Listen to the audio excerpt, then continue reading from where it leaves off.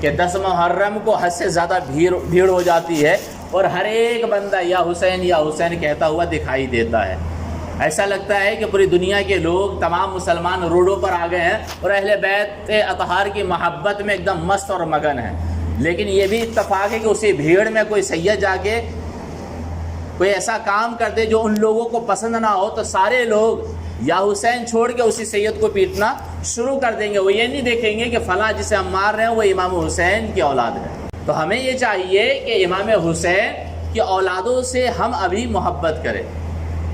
جیسے ہمیں امام حسین سے محبت ہے اور امام حسن سے محبت ہے ویسی ہی محبت ان کی اولادوں سے بھی ہونی چاہیے اگر ہم حقیقت میں اہل بیت اطہار سے محبت کرتے ہیں تو. لیکن یہ بھی یاد رکھیں کہ سزا اور جزا میں تمام مسلمان برابر ہیں. سزا اور جزا میں تمام مسلمان برابر ہیں. پھر اس میں سید یا غیر سید، عالم یا جاہل نہیں دیکھا جائے گا. اگر کوئی شراب پیتا ہے تو شراب پینے کی جو سزا ہے مذہبی اسلام وہ دیکھے گا. اس کی کاسٹ، برادری، اس کا علم وغیرہ نہیں دیکھے گا. اگر کسی سے گناہ سرزد ہوا ہے تو اسے گناہ کے مطابق مذہب اسلام کیا دیتا ہے؟ سزا دیتا ہے. یہ بات سمجھ میں آ رہی؟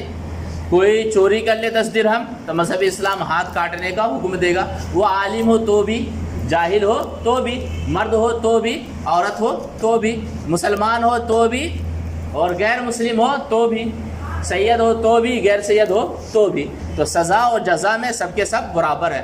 ہاں، مرتبے کے اعتبار سے، فضیلت کے اعتبار سے ماں کا مرتبہ اونچا ہے، باپ کا مرتبہ اونچا ہے، عالم کا مرتبہ اونچا ہے غیر عالم سے. اسی طرح سیدوں کا مرتبہ اونچا ہے غیر سید سے. لیکن سزا اور جزا میں سب کے سب برابر ہیں. یہ بات سمجھ میں آ رہی ہے؟ کوئی ڈاؤٹ تو نہیں ہے؟ آگے بڑھتے ہیں.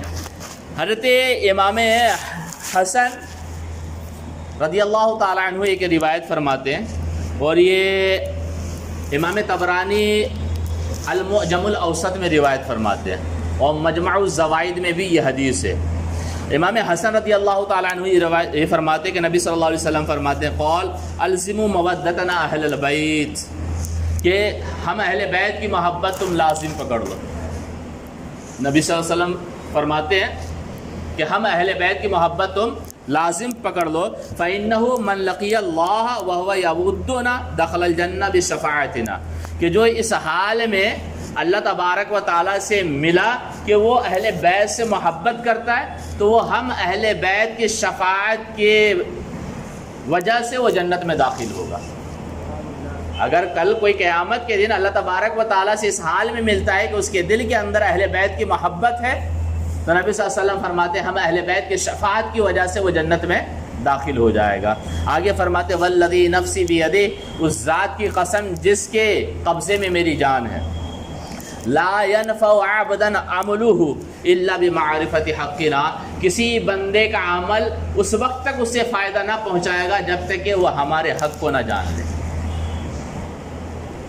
یہ بات سمجھ میں آ رہی ہے؟ تو حدیث کا خلاصہ یہ ہوا کہ کل اہل بیت اطہار سے محبت کرنے والا انسان اگر ان کی محبت میں دنیا سے جاتا ہے، اس کے عمل میں کچھ کمی بھی رہ جائے گی تو اہل بیت اطہار کی شفاعت کی وجہ سے وہ جنت میں داخل کر دیا جائے گا. لوگ اس حدیث کو نظر انداز کر دیتے ہیں اور لوگ کہتے ہیں کہ نیک کام کرو، نیک کام کرو، نسبت سے کوئی فائدہ نہیں ہوگا. لوگ یہی کہتے ہیں نا کہ نیک کام کرو گے تو ہی نجات ملے گی.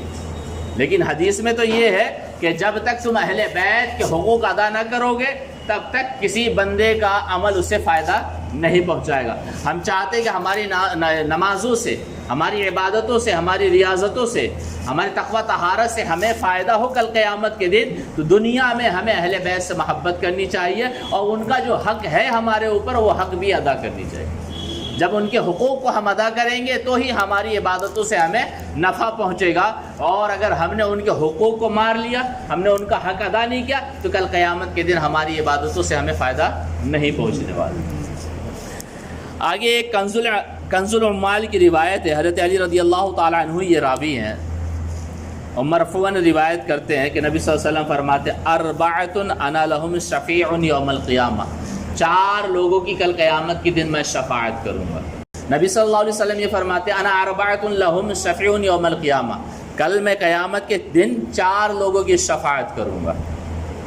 المکرم ذریتی، پہلا وہ جو میری اولاد کی عزت کرے گا، جو میری اولاد کی عزت کرے گا، کل قیامت میں کہیں بھی ہوگا اسے تلاش کر کے اس کی شفاعت کی جائے گی، اسے جنت میں داخل کروا دیا جائے گا۔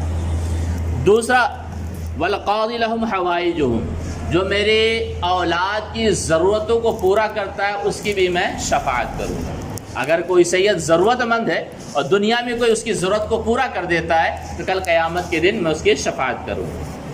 تب ایک سوال پیدا ہوتا ہے کہ ٹھیک ہے کوئی سید ہے، ضرورت مند ہے، اگر وہ آ گئے میرے پاس ہے تو میں دے دوں گا، نہیں ہے تو پھر میں کیا کروں؟ تو تیسرا نمبر نبی صلی اللہ علیہ وسلم فرماتے ہیں کہ وَالسَّاعِي لَهُمْ فِي أُمُورِهِمْ عِنْدَمَا اضْطَرُّوا إِلَيْهِ، اور ان کے معاملات میں بھاگ دوڑ کرنے والا جب وہ پریشان اور مجبور ہو کر اس کے پاس آئے، یعنی کوئی سید مجبور ہو کر کسی کے پاس آ جائے اور اپنی آپ بیتی سنائے کہ میں پریشان حال ہوں، اور جس کو سنا رہا ہے وہ بھی کنگال ہے، لیکن سید کی پریشانی سن کر وہ ان کی پریشانی دور کرنے کی کوشش کر رہا ہے، تو نبی صلی اللہ علیہ وسلم فرماتے ہیں قیامت کے دن اس کی بھی شفاعت کروں گا۔